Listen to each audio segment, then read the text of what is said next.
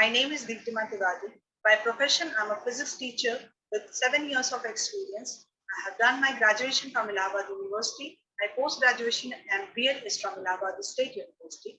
Today, I'm going to present my demo video on the topic refraction of light through your eSTEAM, the online teaching platform.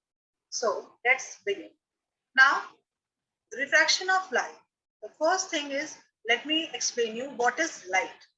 Light is a form of energy which helps us to see the world around us. Now, we perceive almost 80% of the world around us by using our sense of sight, isn't it?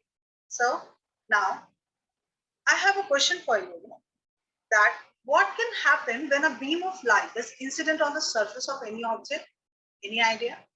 I will tell you. Light absorption, reflection, and transmission. It means a part of light can be absorbed, a part of light can be reflected, and a part of light can be transmitted.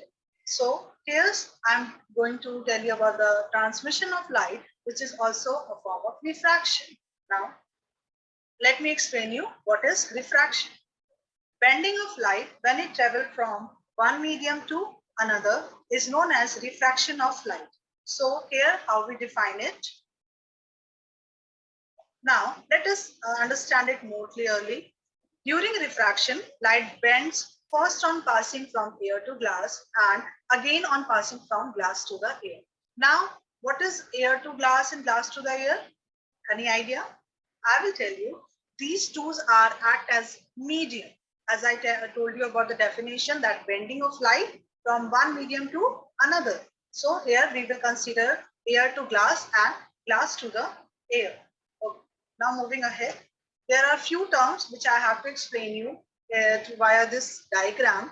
Now see, in this diagram, there's an incident ray and there's an refracted ray and there's a normal. So these three things make certain angles. Now the first one is angle of incidence. As you can see in the diagram, then what is angle of incidence? Angle of incidence is angle made by incident ray with the normal, right? So this is called as angle of incidence, denoted as I. And what is angle of refraction?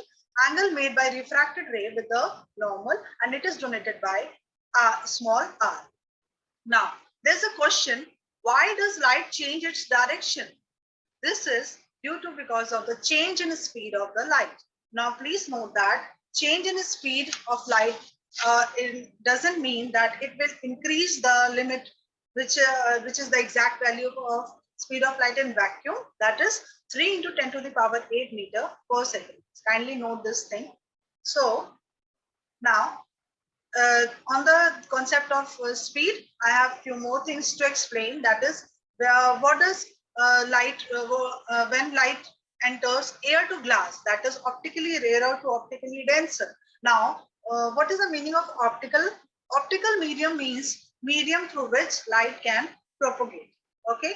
So when light enters from air to glass, or that is optically rarer to optically denser, it bends toward normal. Can you observe it? It bends toward normal. And when it enters from glass to air, optically denser to optically rarer, it bends away from normal. So now let me explain you law of refraction. There are two laws of refraction. The first law is the incident ray, the refracted ray, and the normal to the surface separating the two media at the point of incident all lie on the same plane. So please, if you remember, this is the same law which is the second law of reflection, right? So now moving ahead for the second law, the ratio of sine of angle of incident to the sine of angle of refraction is a constant for a given pair of media. This law is also known as Snells Law. Now, in simple words, it tells us the ratio of the sine of angle of incidence to the sine of angle of refraction, and it will give you the relation. It will give you the relation between the incident and refraction angles and the refractive indices of the medium. Now, please mind, I have used the term refractive indices or refractive medium. Now, let me explain what is a refractive indices or refractive index. Refractive index of a medium is the ratio between the speed of light in medium 1 upon speed of light in medium 2. and it will be pronounced as refractive index of the medium 2 with respect to the refractive index of the medium 1. Mathematically, it can be shown as given here. Now, now let me explain more about Snell's law. That is the ratio of angle of incidence and angle of refraction is equal to n to 1, which can be pronounced as refractive index of medium 2 with respect to refractive index of medium 1, which is constant. Now, let me explain the effects of refraction of light. What are the effects of refraction of light? In your day-to-day life, you can experience it also.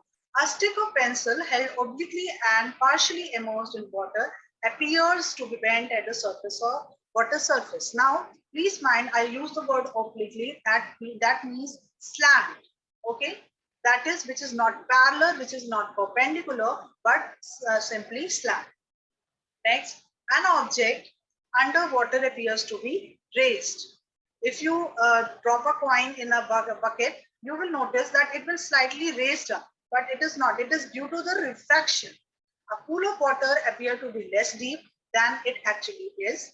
Next, the star appears to twinkle on a clear night. There's very important thing. The refraction of light causes advanced sunrise and delayed sunset. Had you ever experienced it? I hope you. So here's my video is ended. Thank you so much. I'm really grateful for this opportunity and looking forward, looking positive from your side.